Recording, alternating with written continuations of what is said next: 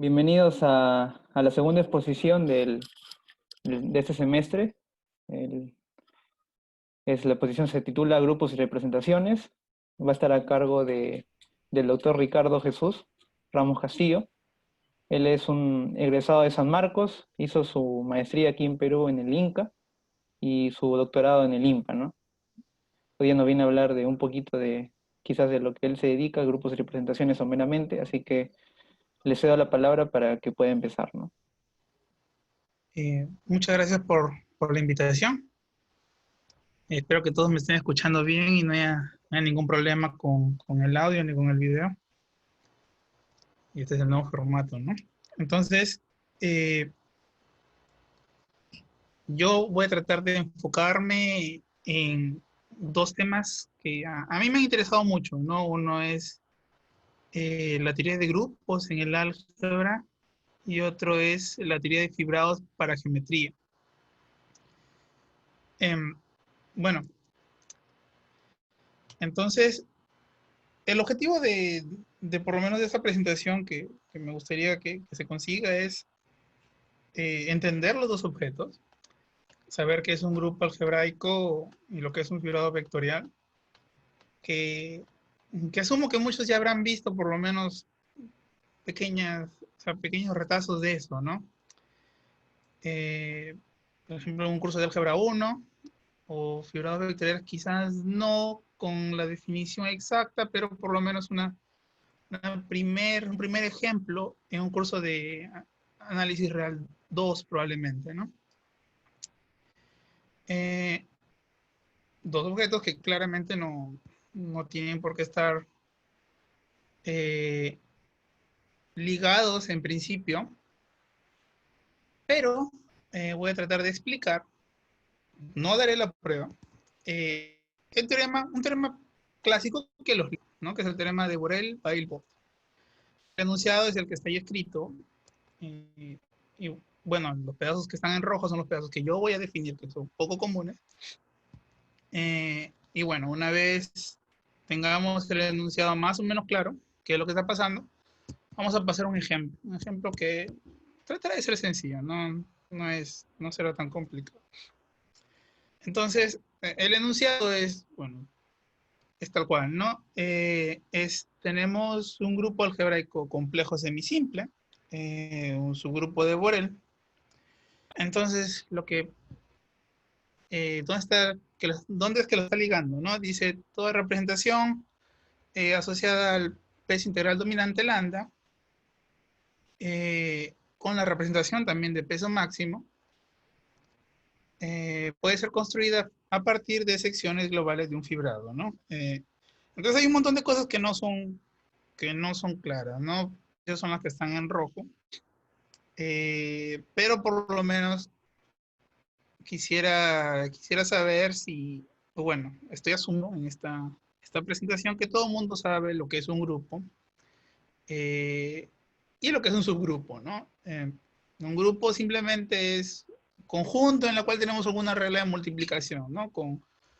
Unas, con algunos axiomas básicos, ¿no? Por ejemplo, tenemos a la unidad, tenemos al inverso y, bueno, tenemos asociatividad. Por ejemplo, el grupo de los números reales. El grupo de los números reales con la suma es un grupo, donde en este caso la unidad termina siendo el cero. Eh, ¿No? Y el inverso aditivo es, por ejemplo, el inverso aditivo de x es menos x y bueno, la suma es claramente asociativa, ¿no? Un subgrupo es un grupo contenido dentro del conjunto, así tal cual. No es una definición muy complicada. Entonces, bueno, vamos a ver lo que es un grupo algebraico. Una cuestión más concreta, más específica, ¿no? Entonces, eh, empezamos siempre con un cuerpo, por ejemplo, los números reales o los números complejos, y tomamos un espacio vectorial de dimensión finita sobre ese cuerpo, ¿no? En este caso lo estoy llamando B. Y estoy asumiendo que el espacio vectorial es de dimensión finita ini. ¿Por qué siempre de dimensión finita? Se va a entender luego cuando vea por lo menos qué tipo de herramientas se usan para probar teoremas sobre teoría de grupos, ¿no? Entonces el primer grupo que voy a tratar de decir que es algebraico es el espacio de transformaciones invertibles, ¿no? En este caso son las direcciones. Como B tiene una base canónica, que es tomar 1, 0, 0, 0, 0, 1, 0, 0, 0, y así en adelante, ese espacio de transformación de lineales puede identificarse de manera natural con matrices invertibles. O sea, matrices que tienen determinante diferente de 0, ¿no? Donde la multiplicación es la multiplicación de matriz. Hasta allí todo es clásico y asumo que todo el mundo debe por lo menos haber escuchado de eso. Entonces, para definir un grupo algebraico necesitamos dos cosas, ¿no? Uno es el espacio vectorial de dimensión finita y segundo es un conjunto de polinomios en n cuadrado variables, ¿no? ¿Qué es un polinomio en n cuadrado variables? Primero que el espacio de matrices, como dije, ¿no? Es un ordenamiento de n cuadrado números. Entonces yo puedo hablar de polinomios en esos números. O sea, por ejemplo, si fuera una matriz 2 por 2 con entradas A, B, C, D, puedo hablar de polinomio con variables A, B, C, D, ¿no? Entonces, tomando como esas dos cosas, ¿no? Una que es el espacio vectorial y otro el conjunto de polinomios, nosotros vamos a definir el grupo algebraico, ¿no? Que va a ser un subconjunto, que sea subgrupo, y que sea el conjunto donde se anulan esos polinomios, ¿no? O sea, quizá alguien que ya haya visto un poco más de geometría algebraica es el espacio de ceros de esos polinomios, ¿no? Pero sí, la definición no es muy complicada, ¿no? Por ejemplo, el ejemplo más sencillo, el primer ejemplo que vamos a conocer, es cuando no tomamos ningún polinomio. Esa colección es una colección de polinomios, no tomar ningún polinomio. Y obtenemos el grupo original, ¿no? Porque ninguna matriz deja de anularse en ese conjunto de polinomios. Entonces tenemos al grupo de matrices invertibles y eso es un grupo algebraico, ¿no? Lo denotaré por simplicidad como GL de n como K. ¿No? Otro ejemplo también conocido que es el espacio de matrices de determinante 1. Si tomamos dos matrices de determinante 1, el producto también tiene determinante 1. Y es algebraico porque la operación determinante es un polinomio en las entradas de la matriz. Entonces tomamos el polinomio 1 menos determinante de A. Y bueno, tenemos ese grupo de matrices. Otro grupo que también es conocido, bueno, por lo menos espero que sea conocido, es el grupo de matrices triangulares superiores. En este caso, lo denoto con un signo más debajo del nombre de grupo. ¿Y por qué es polinomial? Porque son polinomios de grado, ¿no?, en las entradas de la matriz, ¿no? Si pensamos en el ordenamiento como X y J, estamos tomando los polinomios de las entradas que están debajo, ¿no? Entonces, ahora, un grupo va a ser dicho de Lie, siendo real o complejo, dependiendo de si nuestro cuerpo es el cuerpo de los números reales o el cuerpo de los números complejos. Entonces, la primera pregunta, ¿no?, es si esta definición que he dado de grupos algebraicos o de grupos de Lie, como quieran verlo, he sido un poco tramposo, ¿no? Porque la definición usual de grupos es como un conjunto en la cual existe una regla de multiplicación. Aquí yo estoy forzando las cosas, ¿no? Como ustedes pueden notarlo, estoy forzando las cosas para que mi grupo siempre sea su grupo, el grupo de matrices, ¿no? Estoy haciendo un caso particular prácticamente, ¿no? Y la verdad es que sí, es una trampa que estoy usando para que ocurran dos cosas, ¿no? Por ejemplo, tenga chance de poder responder la siguiente pregunta: es ¿cuántos grupos existen? Entonces, ¿por qué nos interesaría cuántos grupos existen en principio, no? Es una pregunta un tanto filosófica, ¿no? Primero, por curiosidad. Y segundo, porque esa es la motivación de la teoría de representaciones. Es a ver, nosotros sabemos que existen cosas como multiplicación, pero nos gustaría saber cuántos de ellos hay, nos gustaría clasificarlos y, bueno, si tenemos la lista completa, empezar a probar teoremas a partir de esta lista completa, ¿no? Y bueno, la verdad es que eso es imposible de responder en su generalidad. Pero, hay casos que sí son más o menos triviales, manejables, ¿no? Por ejemplo, la pregunta de cuántos grupos abelianos conexos existen, ¿no? En el caso de los grupos de matrices complejas, existe esencialmente uno, que es tomarse a la n con la operación suma. Como dije antes, un cuerpo ya es un grupo aditivo, ¿no? El elemento neutro es el cero, la suma es la operación de multiplicación y bueno, esa operación verifica todas las acciones. Y ustedes podrían decir, bueno, pero si yo tomo el conjunto de los números complejos menos el cero, también es un grupo. Sí, sí, porque si el elemento neutro es el 1 y la multiplicación es conmutativa y es asociativa, tiene todas las reglas. Lo que ocurre es que yo estoy siendo tramposo porque estoy diciendo es el conjunto C a la n o algún cociente de. En este caso, C estrella es un cociente de C por el conjunto de los números enteros, ¿no? Para ver esa afirmación es simplemente considerar el mapa exponencial que va de C para C estrella con núcleo 2pi por i el conjunto de los números enteros, ¿no? Entonces es una proposición que tiene que entenderse así, ¿no? Estoy diciendo que son esencialmente C a la n, pero no es realmente solo C a la n, no es C a la n o algún cociente de C a la n, ¿no? Y bueno, entonces conjuntos abelianos, grupos abelianos sí puede ser clasificado. Si sabemos, tenemos herramientas como mostrarlo, ¿no? Es una pregunta más o menos sencilla. Pero ¿qué tal si no es abeliano? Entonces, ¿qué podemos hacer? Bueno, hay una chance de tratar de responder esa pregunta. Partiendo para un grupo G cualquiera, ¿no? Tomamos un grupo G cualquiera y decimos, bueno, G quizá no sea abeliano, pero ¿quién sí puede ser abeliano? Bueno, G cocientado, G corchete G, ¿no? Donde G corchete G son todas las conmutaciones, ¿no? Tomo un par de elementos de G y hago conmutador. Conmutador es la operación que está escrita allí, ¿no? En la ecuación. A, B a la menos 1, B a la menos 1. Si G fuera abeliano, eso siempre va a ser 0, ¿no? Entonces el grupo generado por esos elementos va a ser 0, entonces no estoy haciendo nada. Entonces, para un grupo arbitrario,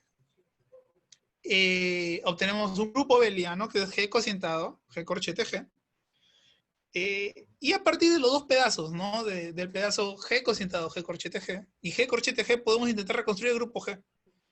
De hecho, esa es también una herramienta de la teoría de representaciones. Tenemos dos grupos, y qué grupos podemos construir a partir de ellos, ¿no? Por ejemplo, el producto de grupos es un grupo también, ¿no? Es por eso que R2 es un grupo, o C2 es un grupo, ¿no? Porque cada uno de los pedazos es un grupo.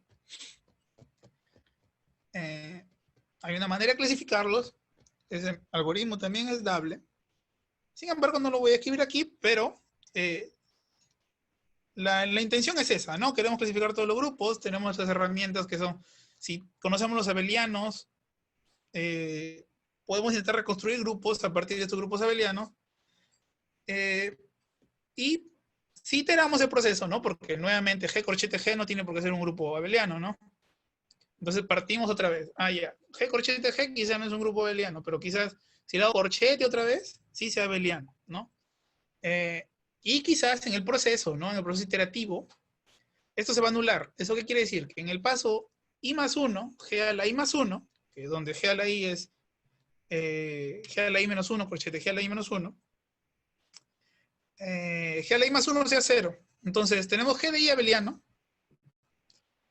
y también tenemos el G a la I menos 1, G a la I menos 2, así hasta arriba. Entonces, en teoría, deberíamos poder reconstruir el grupo original G, ¿no? Esto siempre y cuando eventualmente G a la I más 1 se anule, ¿no? Ahora, eso puede ser que no pase, ¿no? Pero por lo menos, la intención de esta observación es esa, ¿no? Podemos reconstruir un grupo a partir de estos dos pedazos que son G corchete G y el grupo abeliano G sobre G corchete G. y nos gustaría que el proceso sea iterativo, ¿no? Esto puede llegar a no pasar, ¿no? Y cuando no llega a pasar, por ejemplo, podemos estancarnos, ¿no? Cuando G es igual a G corchete G. Y eso ocurre y es una de las cosas más importantes, por lo menos para mí, en la teoría de representaciones, porque en ese caso diremos que el grupo G es semisimple. Entonces aquí tenemos la primera palabra, bueno, la segunda palabra probablemente, que aparece en nuestro teorema de Borel-Weil bot, ¿no? Decíamos esto, ¿no? Tenemos un grupo algebraico complejo semisimple, es decir, que tenemos un grupo algebraico, como ya les he definido, de tal manera que G es igual a G corchete G, ¿no? Entonces, la definición de G corchete G no es una definición arbitraria, ¿no? Quería decirles, o por lo menos quería tratar de darles alguna motivación para que vean que no es que alguien dijo, ya voy a definir semisimple como esto, ¿no? Sino que en la búsqueda de clasificar todos los grupos,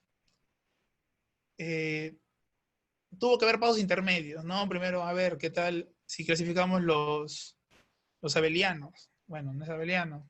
¿Qué hacemos? Ahí ya, entonces pasamos a corchete. Y pasamos a pedazos cada vez más pequeños que sí podemos reconstruir, ¿no? Pero ¿qué tal si ese paso no sirve? Bueno, entonces otro caso, que son los grupos semisimples. Y una observación adicional que creo que voy a tener que dar es que cuando se llega a anular esa familia iterada de corchetes, diremos que el grupo G es soluble. No lo he escrito, pero por lo menos quiero que quede eso para ustedes, ¿no? Entonces, un primer ejemplo. El grupo de matrices determinante 1 es semisimple, pero el grupo de matrices arbitrarias no lo es, ¿no? La primera parte de la afirmación del ejemplo es un algoritmo que hay que seguir, ¿no? Esencialmente hay que mostrar que, dada cualquier matriz determinante 1, se puede expresar como corchete de matrices determinante 1. Esa es toda una familia de reglas, ¿no? Por ejemplo, cómo genera la matriz 1, 1, 0, 1, ya. Tiene que dar 1, 1, 0, 1, 1, 0, 1, 1, ¿no? Entonces es una familia de reglas que se muestra, ¿no? Y se da el ejemplo explícito. De hecho, la afirmación en general, de hecho, el grupo de matrices SLNC es semisimple, ¿no? Para ver que GL2C no lo es, o sea, el grupo de matrices 2 por 2 no es semisimple, eso es rápido, ¿no? Porque, por ejemplo, Chete,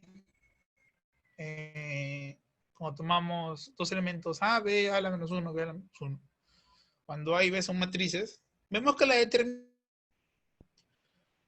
¿Por qué? Porque, bueno, la determinante de A por B, determinante de B.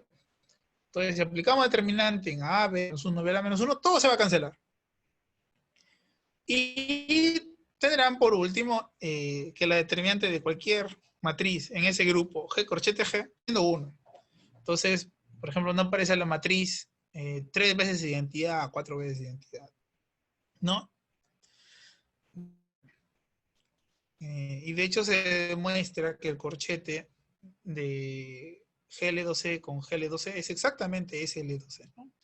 Es una prueba no complicada, pero es bastante tediosa, ¿no? Hay que hacer un montón de cuentitas. Ahora,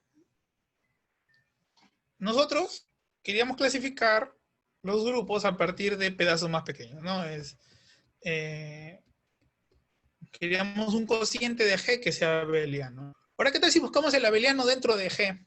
¿Qué tal si decimos, bueno, tu algoritmo muy bien, pero no va a funcionar siempre porque existen los grupos semisimples? Entonces, ¿no?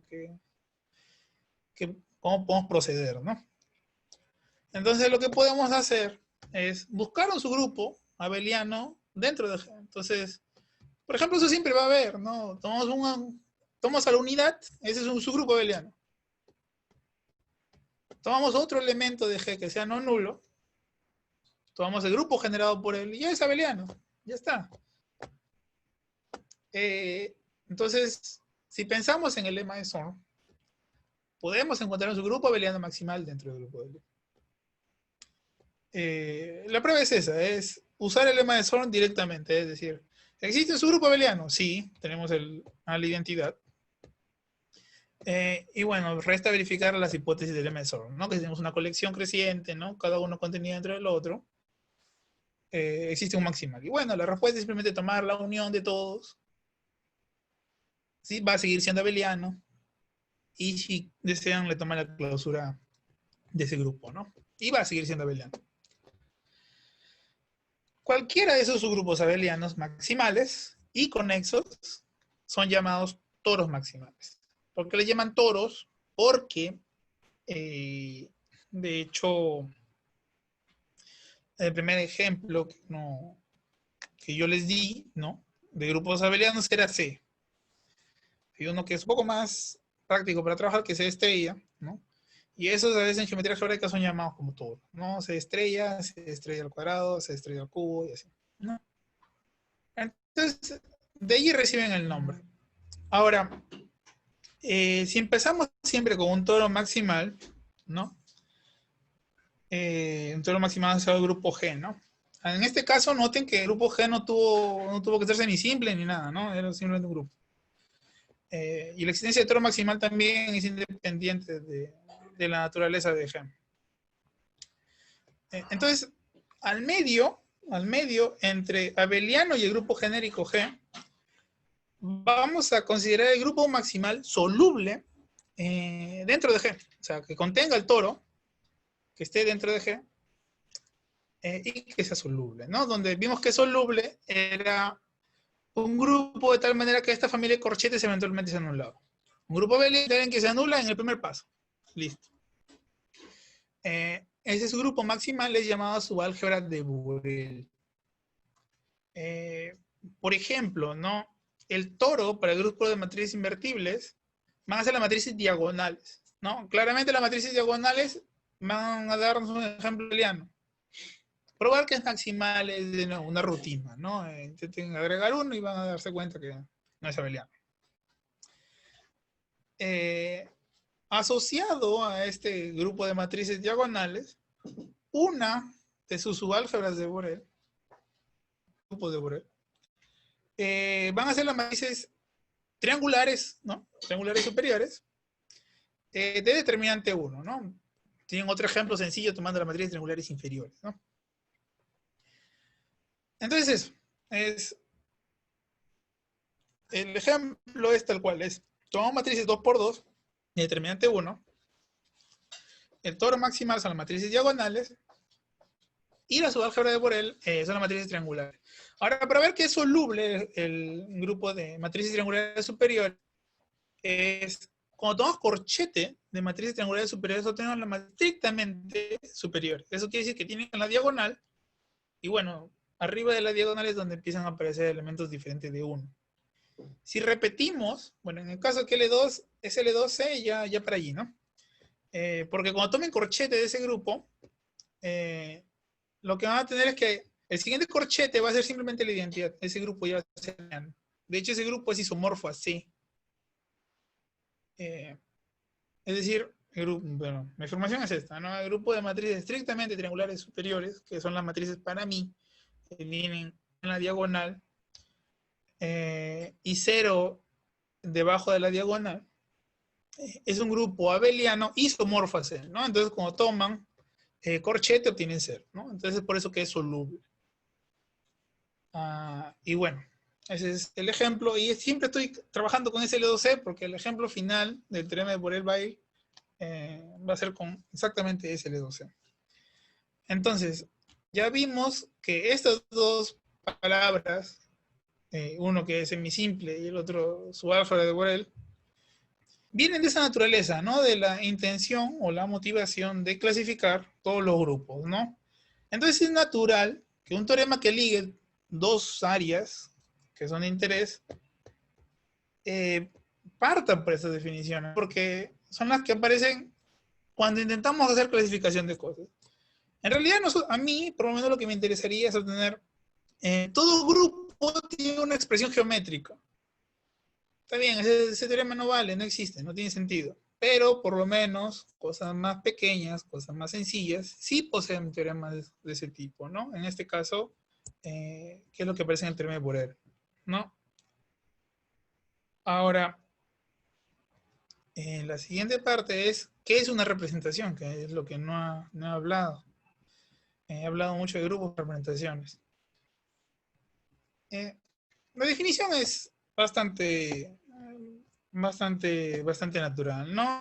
Bueno, nuestros grupos de espacios vectoriales, perdón, como subgrupos de matrices invertibles, ¿no? O como subgrupos de transformaciones invertibles. Entonces, una representación es un B, es un espacio vectorial B, que cumple el rol que cumplía el B original que usamos para hacer la definición. ¿Qué significa eso?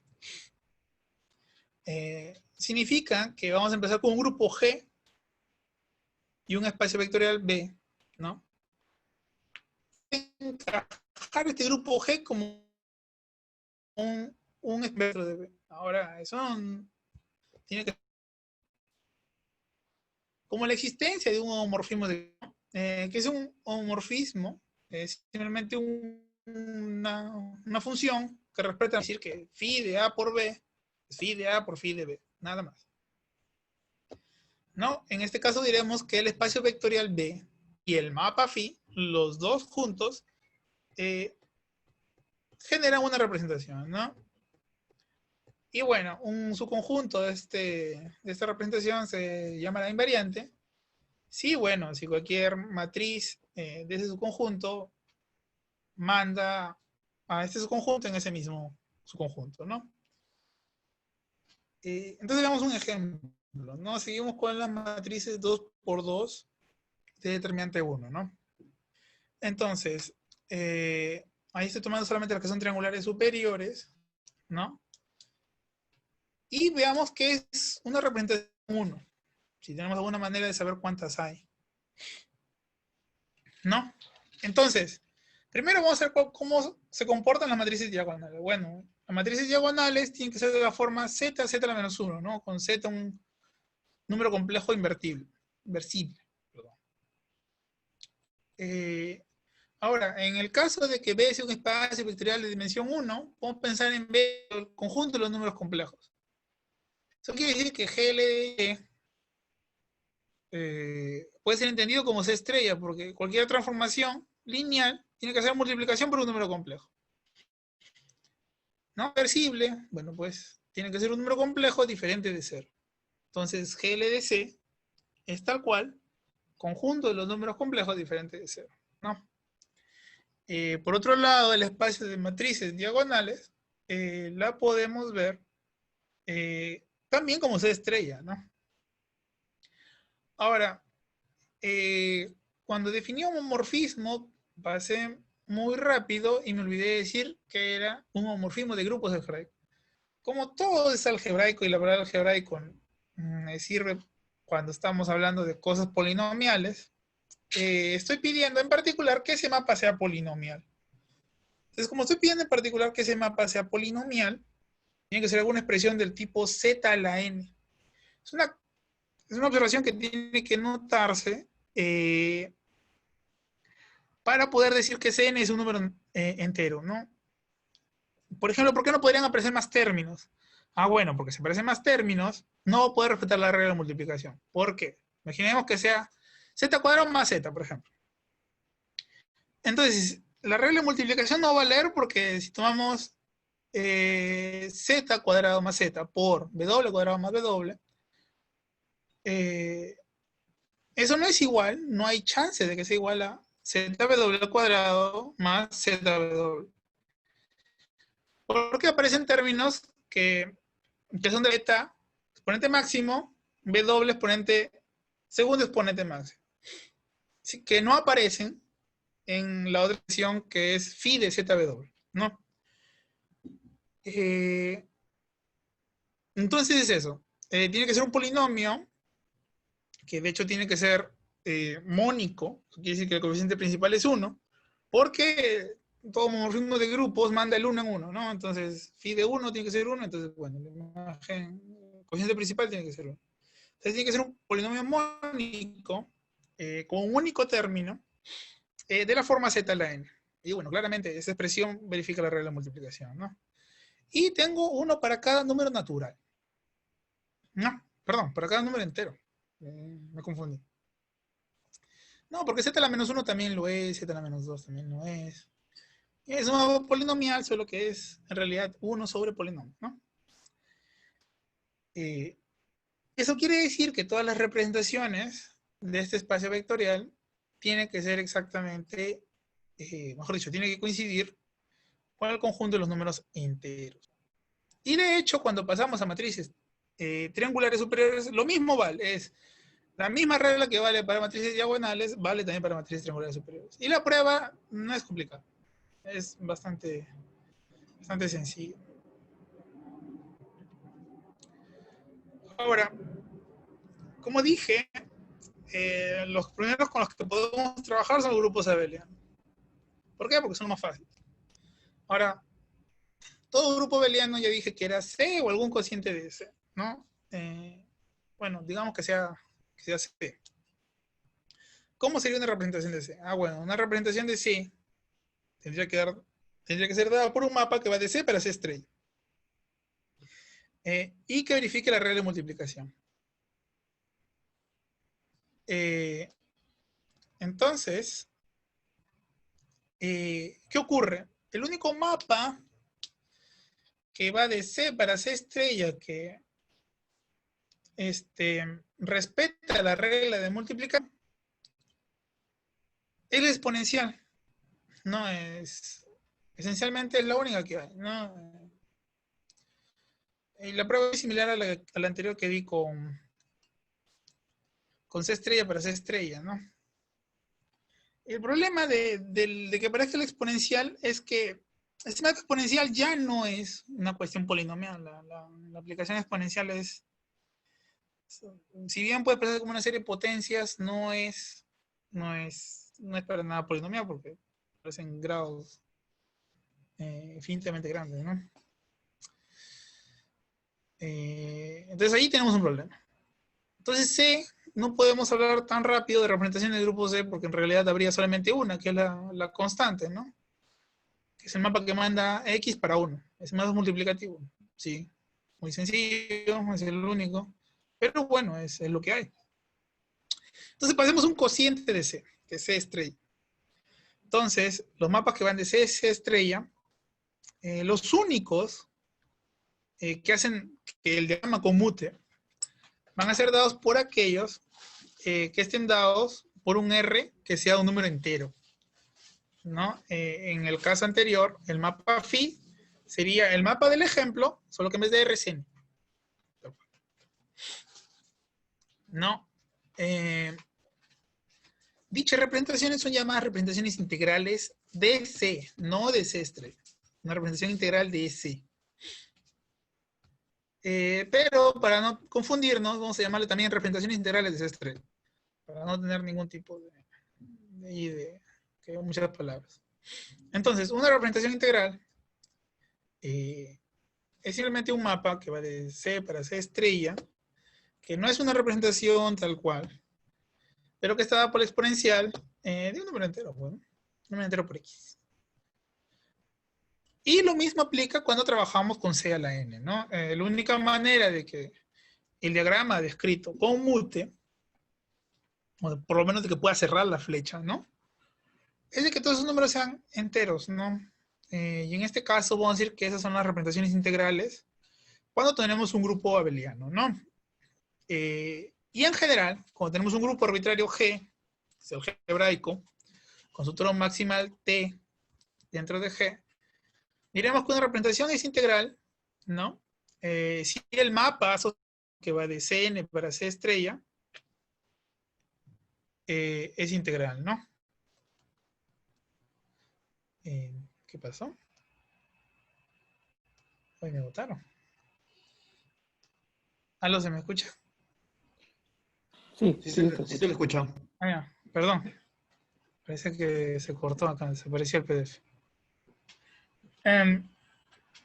Bueno, entonces es eso. El diagrama, la única manera de que cierre es de que todos R1, R2, Rn sean enteros.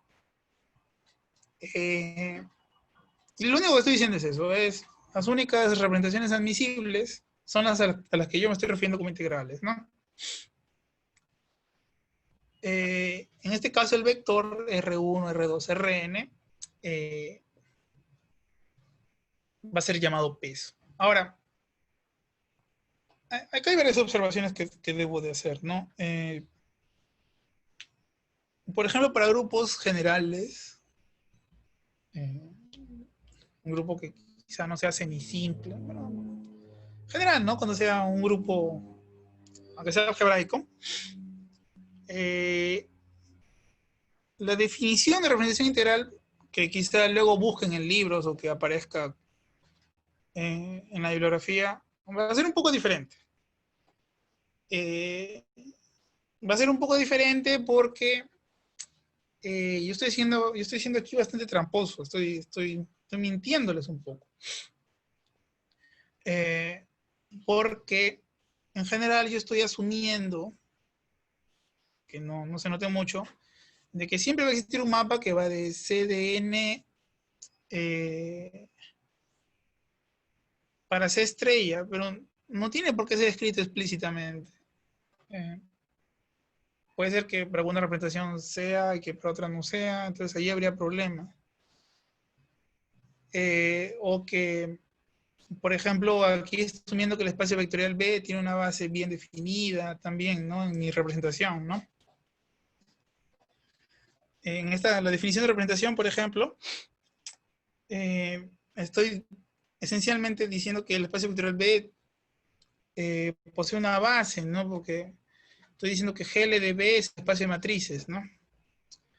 Entonces, en general, eh, es un poco diferente la definición de P integral, pero por lo menos es totalmente la misma que yo he dado cuando trabajamos con matrices invertibles de determinante 1, ¿no? Esa es la única observación que quería hacer. Si es que luego les interesa revisar la bibliografía, ¿no? Que es bastante bonita, solo que, por ejemplo, en la exposición ya les he dado, creo que 4 definiciones que no son rápidas de asimilar. Por lo menos para mí no fueron. Eh, entonces, eh, hasta aquí es más o menos el enfoque algebraico de lo que es teoría de representaciones y lo que es teoría de grupos, ¿no? Ahora voy a pasar a algo que, de hecho, fue parte de mi tema de tesis en el INCA, que es ¿no? Es un concepto bastante geométrico, con certeza, quienes han llevado análisis real 2 han visto este tipo de teoremas, o inclusive se han llevado cálculo 3, han visto lo que es un fibrado. Eh,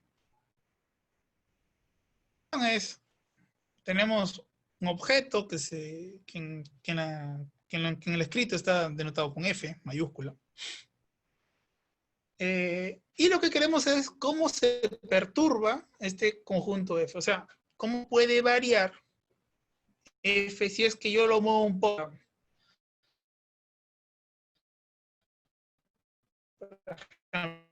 Imagínense que ustedes tienen un espacio vectorial B.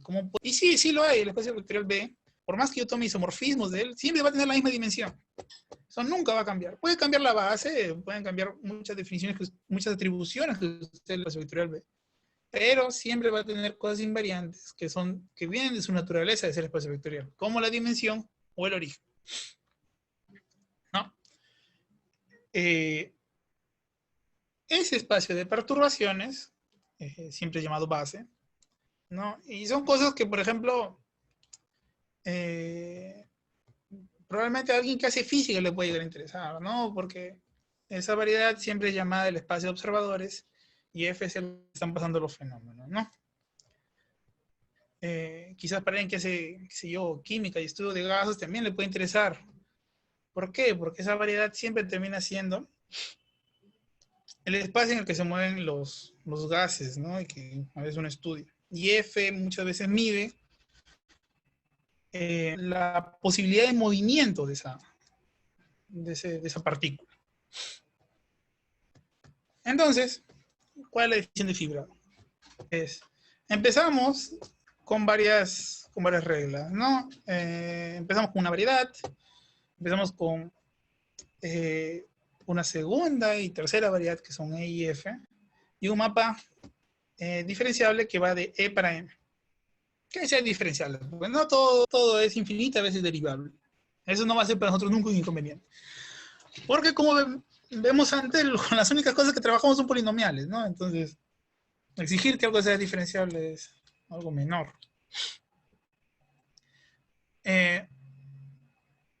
Entonces,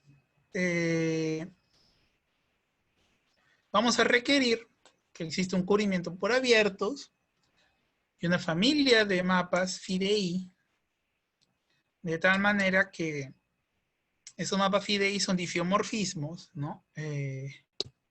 Y que tengamos los diagramas conmutativos, ¿no? El diagrama conmutativo es simplemente decir que el mapa pi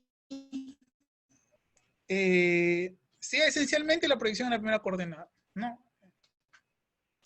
Un mapa trivial, digamos, ¿no? El mapa que manda A, B para A. Es algo que no tiene por qué valer en toda la variedad M, pero que por lo menos eso sea esperable en pequeñas regiones, ¿no? En zonas cercanas. Un poco de dónde nace esta intuición, ¿no? Por ejemplo, en mecánica cuántica, ¿no? La variedad M representa los observadores de un fenómeno, ¿no? Entonces un fenómeno, si bien depende del observador, ¿no? O sea, no es lo mismo alguien que esté en movimiento que alguien que no debería variar mucho cuando el observador es un observador cercano. O sea, si yo me muevo, qué sé yo, 1 metro, debería ser el mismo fenómeno esencialmente. Pero eso no es verdad si yo me muevo, qué sé yo, infinitamente lejos, en otra galaxia. ¿No? ¿Por qué? Porque allí las condiciones son diferentes, son otra gravedad, otros sistemas planetarios, qué sé yo. Y por lo tanto el fenómeno debe ser diferente. Entonces la idea de fibrado sigue esa misma noción, ¿no? El fenómeno que en general es representado por, perdón, el espacio de fenómenos que en general es representado por E, es observable a partir de M y no debe variar en zonas cercanas, ¿no? Es por eso que exigimos esas trivializaciones, por lo menos en pequeños abiertos. Los abiertos en este caso son los UDI, ¿no? En las vecindades cercanas, como dicen algunos libros, ¿no? Vamos a llamar a nuestra cuestión fibrado vectorial cuando ocurran dos cosas. Una, que F sea un espacio vectorial y el cambio de coordenadas sean lineales. ¿Qué es un cambio de coordenada? ¿Qué significa que sean lineales? Bueno, en este diagrama, ¿no? En el conmutativo, ¿qué ocurre cuando tenemos dos abiertos que se solapan, ¿no? Uno que está encima del otro. Bueno, en la intersección, por ejemplo, algo rápido, ¿no? Algo rápido que se me olvidó mencionarles, ¿no? ¿Qué pasa si tomo un punto X dentro de UI? Bueno, la primagen por pi1 es una copia de F, ¿no? De hecho es X por F. Su imagen es un conjunto que va a ser difiomorfo a F. ¿Por qué? Porque phi de I es un difiomorfismo. Eso quiere decir que la primagen de X por cada mapa pi es un conjunto que son difiomorfos a F. Copias de F. F es un conjunto F, pero un poco deformado, ¿no? Entonces, en el caso de un fibrado vectorial, nuevamente tenemos que son copias de F deformadas. Son pedazos deformados, deformados, deformados. Pero que cuando nosotros estamos en FIDEI, ¿no? Antes de aplicar FIDEI, en estas trivializaciones, UDI por F, en estas zonas triviales, donde todo es fácil de entender, son espacios vectoriales, son copias de espacios vectoriales. Solo que dentro de E se ven como espacios vectoriales deformados, o sea, pueden pensar un plano doblado, una recta enroscada, ¿no? Pero que, por ejemplo, en los abiertos que se estaban solapando, yo voy a exigir siempre que ese mapa sea lineal. Siempre, siempre, siempre. O sea, eso quiere decir, por ejemplo, en el diagrama descrito por el dibujo, ¿no? Eh, yo tengo esas copias en DF en cada abierto, UDI por F, UDJ por F. Y lo que me pregunto es, a ver, ¿qué pasa si hago la composición con la inversa, ¿no? ¿Será que no está pasando nada? Sí, yo. Bueno, sí, están pasando cosas y yo voy a exigir que sea lineal. En ese caso, y solo en ese caso, voy a hablar que el fibrado es un fibrado vectorial. Eh, y bueno, para hablar de GLDF, siempre necesito que F sea espacio vectorial, ¿no? No tiene sentido algo diferente. Una observación extra que quizás sea interesante es que este F siempre va a denotar la libertad de movimiento para cada punto de M, ¿no? M siempre es visto como mi observador, F es el espacio donde están ocurriendo los fenómenos, perdón, E es el espacio donde están ocurriendo los fenómenos, y F es la libertad de movimiento que tiene, ¿no? Esa es más o menos la intuición que ayuda, ¿no? Cuando uno quiere pensar el problema, ¿no? ¿Por qué ocurren las cosas, ¿no? O por qué, por ejemplo, preguntas sencillas, ¿no? ¿Qué pasa si el fibrado es vectorial? ¿Será que existe un producto interno, qué sé yo, ¿no? Y bueno, la respuesta genéricamente es que sí. Y otra cosa que no aclaro en la definición es que siempre estoy requiriendo que el espacio vectorial sea de dimensión finita. Siempre, siempre, siempre. Después voy a hacer las aclaraciones por qué me interesan cosas de dimensión finita y no el caso general, ¿no? Primero porque dimensión finita es fácil, pero esa no debe ser la única respuesta, ¿no? Entonces, el ejemplo, que es el que voy a hablar ahora y que asumo que todo el mundo conoce, es el fibrado tangente. ¿Qué es el fibrado tangente?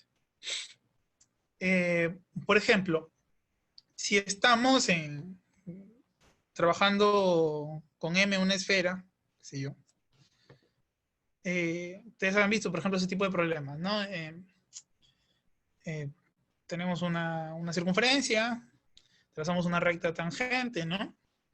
A partir de un punto, trazamos otra recta tangente a partir de otro punto y bueno, ocurren cosas, ¿no? Qué sé yo, la longitud del punto de tangencia al punto de intersección es igual al otro punto de tangencia, ¿no?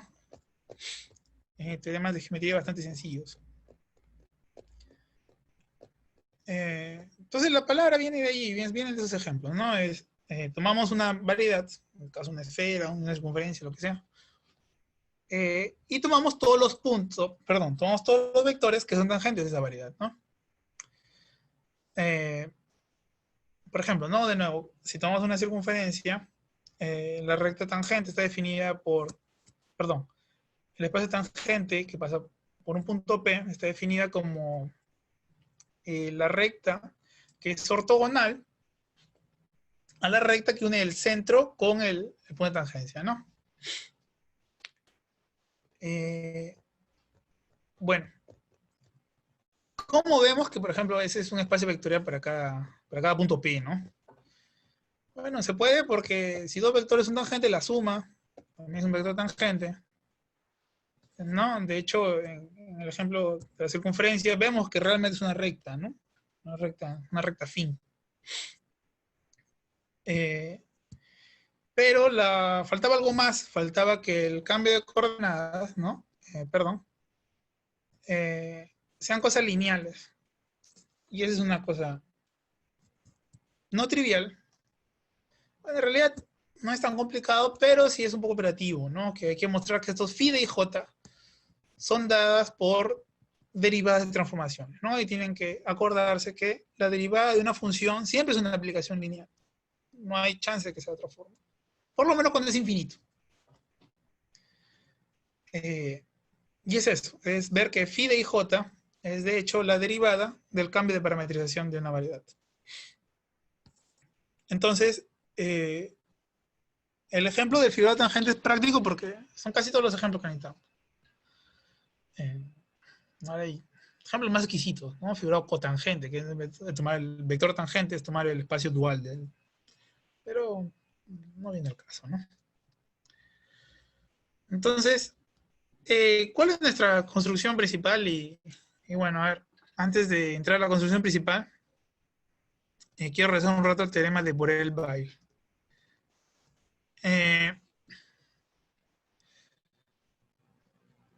La primera oración habla todo de geometría, ¿no? De hecho, la segunda hasta la mitad también.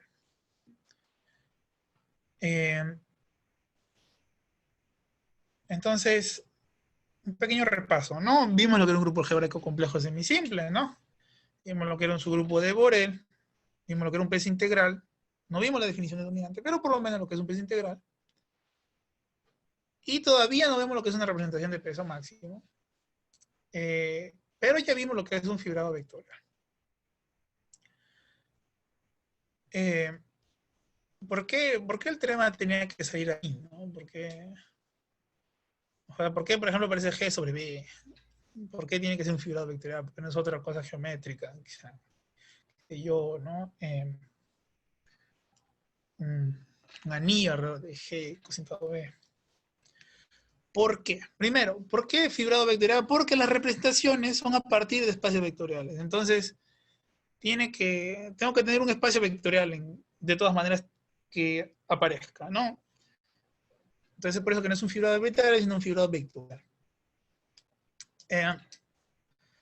¿Por qué, por ejemplo, nos restringimos a pesos integrales? De nuevo, el caso genérico es muy difícil y muchas veces no tiene tanta relevancia. La manipulación que tenemos con pesos integrales es que son mapas que siempre se va a poder pasar al cociente. Esa es su naturaleza, o por lo menos la propiedad que siempre se explota en el momento de probar teoremas. Por ejemplo, ¿por qué ese no soluble? Porque de los grupos semisimples son los más rápidos de entender, son los que aparecen, además de que su naturaleza de ellos es de aparecer como su grupo de matrices. Y bueno, la condición de ser su grupo de Borel es que G sobre B, genéricamente, bueno, casi todos los ejemplos que para grupos semisimples, es que G sobre B es compacto. Y esa es la verdadera naturaleza de los subgrupos de Borel. Es que es el tipo menor, de tal manera que el cociente sea compacto. Que esa es su condición geométrica, esa es su propiedad geométrica. ¿No? Su propiedad geométrica es otra, ¿no? Que es soluble. Ya, tal cual. Pero en el espejo geométrico es que su propiedad es que es el primero, de tal manera que G sobre B es compacto, ¿no? Y a partir de que G sobre B es compacto es que podemos empezar a tener herramientas. ¿Herramientas como cuáles? Herramientas del tipo, este cubrimiento, por ejemplo, que estoy dando de UDI y FIDI, en principio es arbitrario. Bueno, si es compacto puedo tomar solamente una cantidad finita. Chévere. Entonces,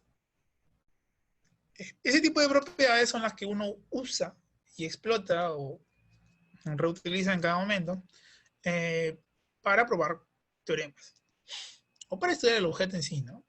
Entonces, nuestra construcción principal es la que parte a partir de una representación y de una representación cualquiera obtenemos un fibrado vectorial, ¿no? Entonces, somos un grupo G, algebraico como siempre, un subgrupo de él, y tomamos B una representación de H. Y tomamos el producto G por B. G por B es naturalmente un fibrado sobre G, ¿no? Tenemos la aplicación proyección, y para cada prima G de un punto, eso es un espacio vectorial. Y bueno, vamos a definir sobre G por B una relación de equivalencia, que es la que está ahí descrita, que es G por H, B, asociado con G, HB. Y el cociente lo vamos a llamar G por B sub H. Ese cociente, de hecho, es un fibrado sobre G entre H. Primero, ¿cómo está definido el mapa? ¿No? El mapa es, por ejemplo, si yo tengo el par, la clase, perdón, G, B, la imagen simplemente va a ser la clase de G. Ahora, hay varias cosas. Este mapa porque está bien definido. De hecho, no está bien definido sobre G. No, porque si tomo otro representante, la imagen de G va a cambiar. Esa no es una función siquiera. Entonces, ¿qué ocurre? ¿No? Bueno, cuando paso el cociente, sí es una función, porque la clase de G sí queda bien definida. ¿No? Porque si tengo otro representante de la clase, ¿no? La clase sí es que queda invariante. Es decir, que tenemos un espacio vectorial ahora de dimensión de B, que está sobre G sobre H. Y de manera general, ¿no? Este tipo de fibrados aparecen cuando queremos entender fibrados que grupo G, ¿no? Siempre tenemos una acción por la multiplicación por más menos 1, por ejemplo. Todo vector puede ser multiplicado por menos 1, porque es un espacio vectorial. Y es que podemos recuperar ahora lo que es una representación para H, ¿no? Porque lo único que tengo que hacer es fijarme en la preimagen de la identidad. Y eso va a ser un espacio vectorial. Y la acción de H es simplemente ver, a ver cómo me muevo en esas preimágenes, ¿no? Entonces ya, es el fibrado asociado L de lambda que definí en el teorema de Borel-Weil va a ser así. Tenemos la representación del grupo de Borel, perdón, del toro maximal, con su peso integral lambda. Eso va a inducir una representación sobre el grupo de Borel. Y a partir de ella construiremos el fibrado vectorial L de lambda, ¿no? Entonces, son cosas que voy a desarrollar ahora. Para el caso particular de SL2. ¿Qué magia tiene SL2? Vamos a ver. Entonces partimos con el espacio de matrices 2×2 de determinante 1. Ya vimos que su grupo de Borel es el espacio de matrices 2×2 de determinante 1, triangulares superiores, es uno de ellos. Y queremos ver qué pasa con el fibrado vectorial de dimensión 1. ¿No? El cociente SL2 sobre SL2 más, ¿no? O sea, G sobre B, es exactamente la esfera S2. Es una cuestión que no es complicada, pero da para probar. Y ese espacio de fibrados vectoriales están en biyección con las representaciones de SL2 más. ¿No? De hecho, para cada número natural, ¿no? Vamos a construir un fibrado vectorial de dimensión 1. Vamos a mostrar que existe una y solamente una representación, también para cada número natural, ¿no? Entonces, la prueba es esa, ¿no? Tomamos la esfera, por la proyección geográfica podemos ver que cada pedazo de la esfera es un plano, ¿no? Es como colar aquí, colocar dos planos solapados, ¿no? Y ver que en cada plano el fibrado va a ser una cosa trivial. Mostrar eso requiere un poco de herramientas de geometría, pero que tampoco es muy complicado. Entonces, una vez que tenemos en cada uno de los pedazos de la esfera, ¿no? Podemos pensar en hemisferio norte, hemisferio sur, clasificar los fibrados sobre el total es simplemente ver qué es lo que pasa con el cambio de coordenada, o sea, qué es lo que pasa con el mapa C estrella para GLDC, ¿no? Y bueno, para devolver la representación, es la representación inducida en SL2 más sobre la fibra de una copia del fibrado, ¿no? Que es la misma que fue dada aquí, en esta construcción principal, ¿no? Cabe aclarar que la construcción principal tiene dos pasos, ¿no? Uno es que a partir de una representación construimos un fibrado y que a partir de un fibrado construimos una representación, ¿no? Ahora, esto parece un poco tramposo, ¿no? Porque estoy mostrando, o sea, yo ya comenté cómo es que para cada número entero existe una representación. Aquí estoy diciendo, para cada número entero existe un fibrado. Ah, ya, mi biyección viene porque, ya, ¿cómo es que tengo la biyección? Veo la representación, veo el número entero asociado y del número entero asociado paso al fibrado. Ese método, ¿no? Esta cuestión de triangulitos, en el caso genérico es omitido y es mostrado con herramientas que son altamente no triviales, ¿no? Lo que en realidad ellos hacen es, bueno, cuando vayan a la literatura, si es que alguna vez les llega a interesar, es hablar de lo que es un sistema de raíces, toman el sistema de raíces, ven cuál es el peso asociado para el sistema de raíces y, bueno, ven cómo se porta eso en el cociente, ¿no? Pero por lo menos quiero dejar el esquema de la prueba, ¿no? En esta prueba lo único que estoy diciendo es que para cada número entero hay un fibrado, hay un único fibrado, ¿no? Que es lo que dice el ítem 2. Clasificar los fibrados es simplemente ver los mapas que van de C estrella para C estrella, que hay unos que son de la forma Z a la N. Y ver cuál es la representación asociada es, bueno, nos restringimos solamente a la fibra del elemento neutro, ¿no? Pero en esta prueba que estoy dando, que es digamos, la rápida, está pasando por esos pasos, ¿no? Es toda representación integral, está asociada con un número, ese número es ese peso, induce un único fibrado, ¿no? Entonces, ¿cuáles son las herramientas, o por ejemplo, para una investigación futura que ustedes quisieran hacer? ¿Qué se usa para entender ese tipo de problemas, ¿no? Y bueno, la primera herramienta es definir lo que es un álgebra de Lie. Nosotros ya habíamos visto este diagrama, ¿no? Es el mapa que va de C para C estrella, que no era algebraico. Qué pena, no es algebraico porque la aplicación exponencial no es una función polinomial. Pero ¿qué pasa si tenemos una aplicación exponencial más? Bueno, ahora tenemos una aplicación lineal que va de C para C.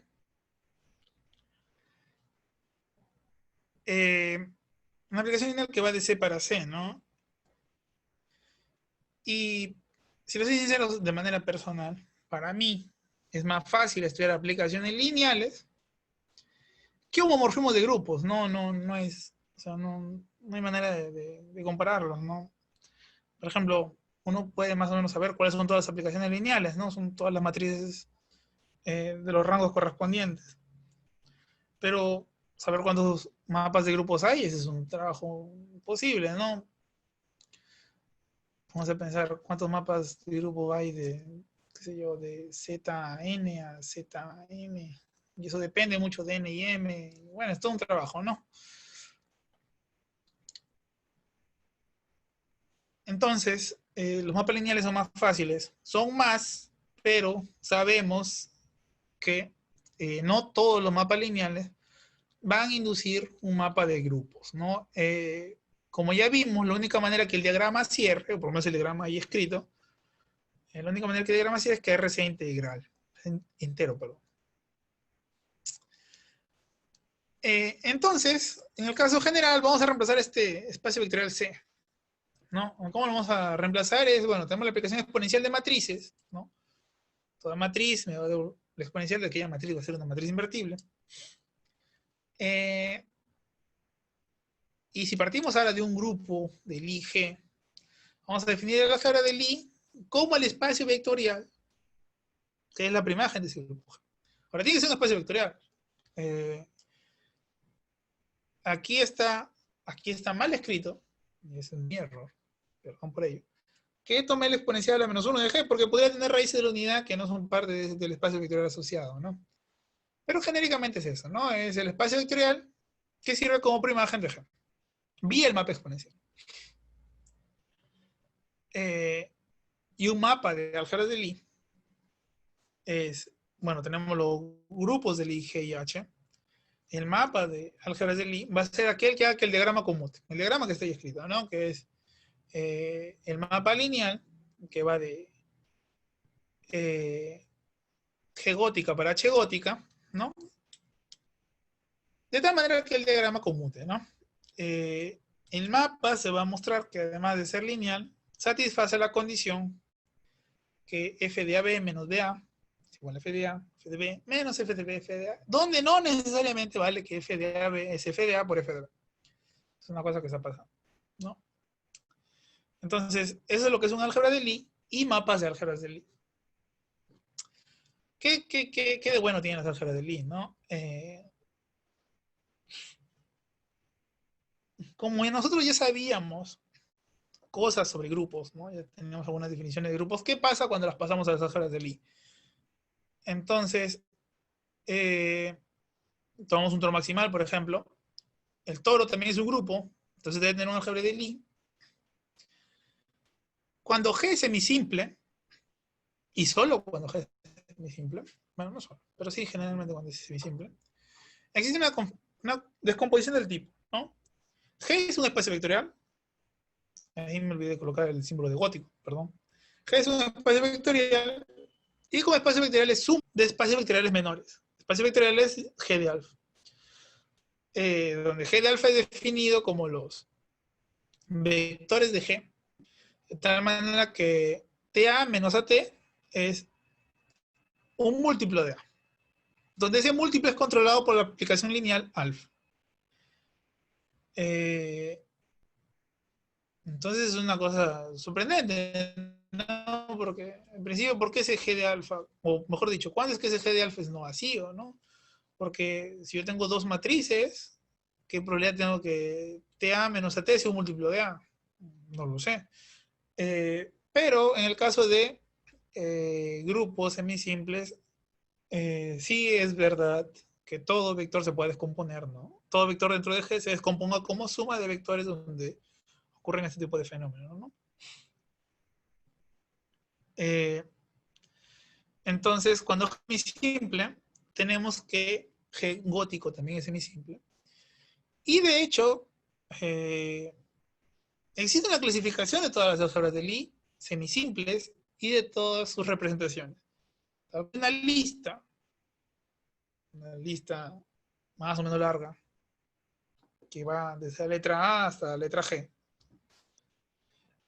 en la cual dice, mira, dame una letra, dame un número y te doy una álgebra de Lie semisimple, ¿no? Así tal cual. Entonces, y bueno, de hecho, varios teoremas son probados específicamente para cierta configuración de letra y número, ¿no? Son teoremas que en lo personal son muy bonitos, muy interesantes, sin embargo, que requieren otro tipo de conocimiento, ¿no? Y está mi comentario, ¿no? Que para dimensión infinita no hay una, no lo hay. Hay avances bajo condiciones genéricas, una lista tan explícita como tienen las álgebras de Lie semisimples, no las hay. Si están interesados, bueno, es las que sí tienen una clasificación completa, que se pueden descomponer como esta suma, donde uno de estos elementos G de alfa son de dimensión finita, ¿no? Pero ahora la suma infinita termina siendo una suma infinita, ¿no? Tienen G de alfa 1, G de alfa 2, G de alfa 3, una cantidad innumerable de ellos. Para esos casos sí existe una clasificación, pero no hay una clasificación global, ¿no? Eso sí no es cierto. Y menos cuando no es semisimple, ¿no? Entonces, eso por lo menos quiero dejar como las herramientas que se usan a nivel de álgebra, ¿no? Para la prueba del teorema de Borel-Weisbot. Obviamente no son las únicas, también requiere otro tipo de definiciones, pero por lo menos estas son las primeras que van a encontrar. ¿Por qué? Porque vienen del teorema de clasificación, o sea, del teorema de intentar entender, conocer todas las álgebras de Lie y todos los grupos de Lie, ¿no? No, siempre está todo emparentado. Ahora,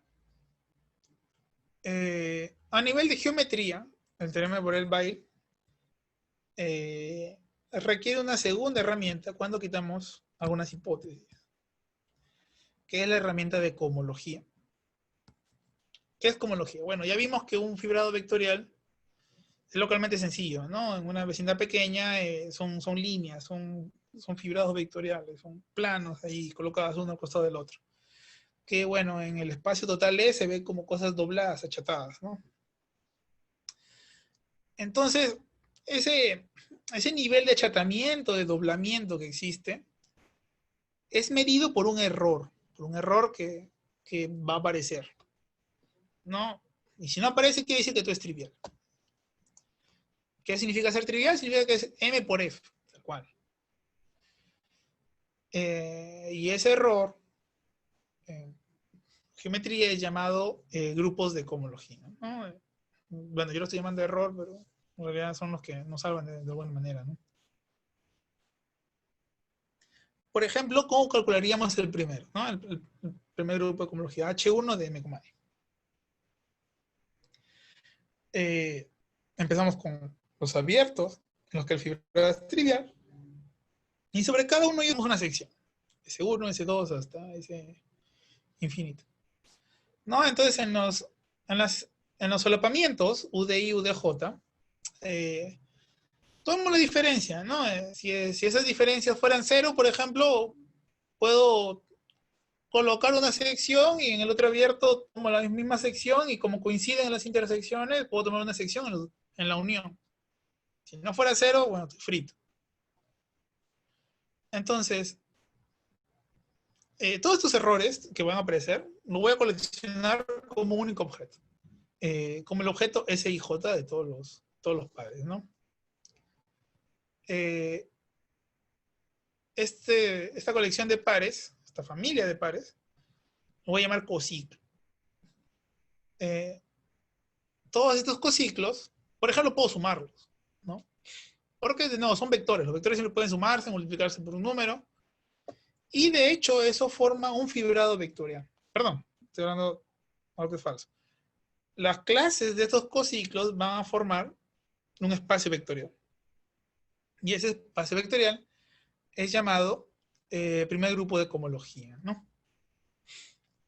Que es el H1 de M, E que escribí ahí arriba. Ahora, ¿qué verifica estos grupos de cohomología? Primero, estos espacios vectoriales son de dimensión finita, lo cual no tiene por qué ser verdad a priori. Si el grupo G actúa sobre el fibrado E, entonces G actúa sobre este grupo de cohomología. Y que si N es suficientemente grande, todos se van a anular. Entonces, de nuevo, el teorema de Borel-Weisel en su generalidad,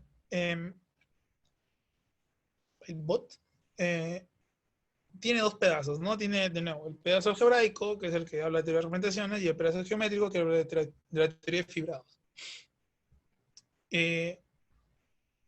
Ahora, tiene restricciones porque no puede resolver el problema genérico, pero hay modos de entenderlo de manera geométrica, ¿no? ¿Cómo es? Bueno, partimos del grupo, el grupo tiene una geometría porque es un conjunto de un espacio GLDB que es geométrico. Y la hereda de tal manera que puede pasar propiedades algebraicas como la idea de representación a un fibrado, ¿no? Las va a heredar de todas maneras. La fuerza que tiene es decir de que va a heredar todas. Si tengo una clasificación de uno, tengo una clasificación del otro.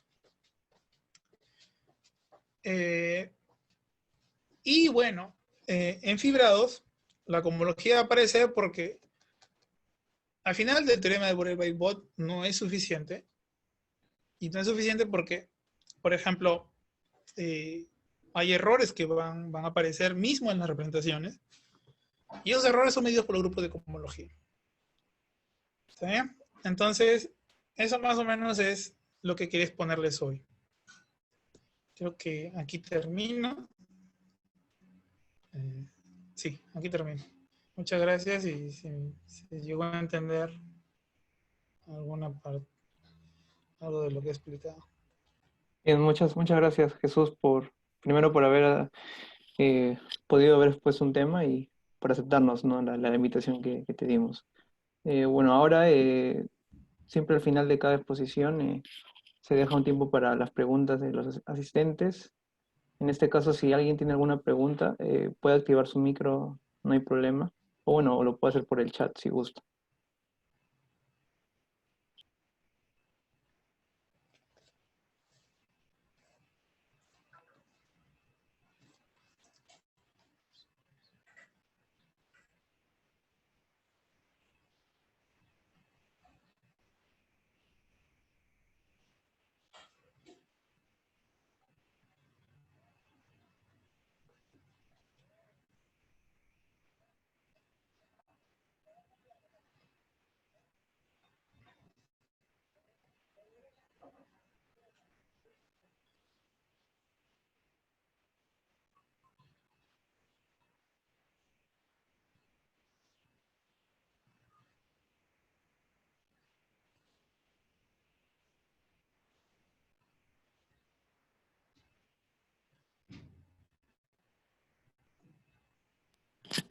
Bueno, creo que no hay preguntas. Voy a hacer el último llamado para no cortar acá nomás, pero si alguien tiene alguna pregunta, no duden en preguntar antes de cerrar la exposición. Puedo hacerlo por el micro, por el chat, no hay problema.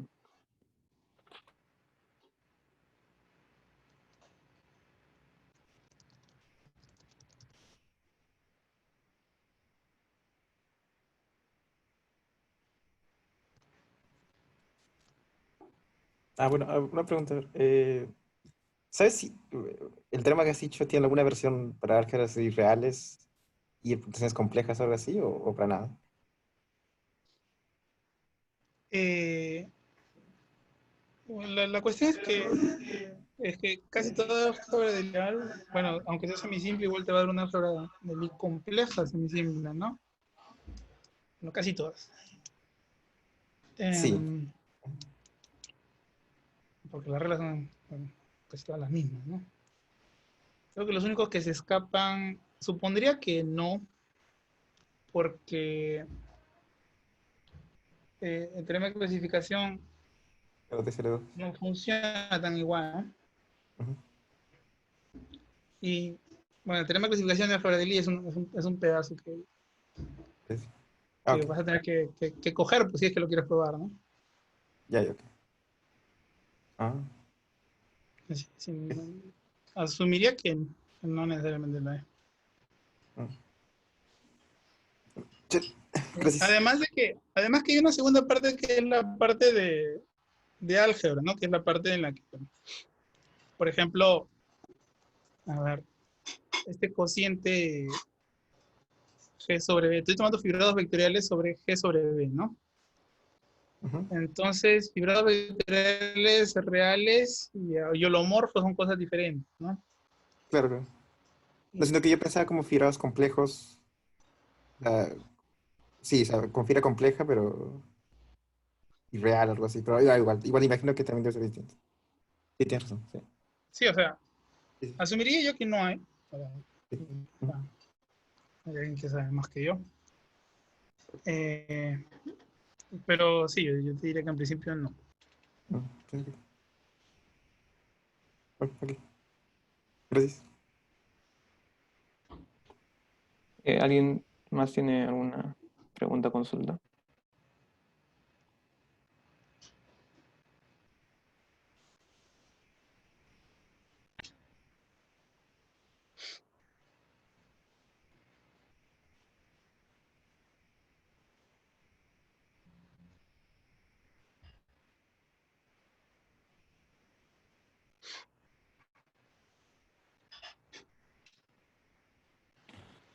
Bien, si no hay más preguntas, Quizás alguna que sí me gustaría quizás contarles o comentarles. Eh, yo siempre estoy hablando de ese teorema de Claradelín, el santo grial de todo lo que estamos haciendo, ¿no? Eh, si alguien está interesado, ¿no? O por lo menos Me parece interesante. Siempre pueden estudiar los libros, perdón, las notas de aula del Víctor Cax. Voy a colocar acá el nombre. Que son muy buenas. Son notas de su curso en MIT, si no me equivoco. Sus notas sobre álgebra de Lie son muy buenas y son autodidactas, ¿no? Empieza desde lo más básico, empieza enseñando lo que es un álgebra, perdón, lo que es un espacio vectorial. Y a partir de ello construye toda la teoría, ¿no? De hecho, son cosas que son interesantes hasta para alguien que hace combinatoria, ¿no? A nivel personal, fue una de las trabas que yo tuve para entender la teoría, pero a lo mejor alguien que entiende mejor las cosas lo hace más rápido. Hacer un comentario final. Vale, muchas gracias. Bueno, creo que nadie más tiene alguna pregunta, así que creo que por hoy día sería todo. Nuevamente, muchas gracias, Jesús, por haber aceptado la invitación. Y bueno, siempre queda abierta la posibilidad de en otro momento hacer otro tema o una otra exposición, ¿no? Pero ha sido muy didáctica. Yo sinceramente no conocía mucho sobre estos temas, porque aún estoy en pregrado, pero sí, por lo menos a mí sí me ha gustado y bueno, espero que a todos hayamos aprendido algo nuevo, ¿no? Bueno, eso sería todo. Muchas gracias por su asistencia y nos vemos el próximo jueves 9 de julio. Gracias.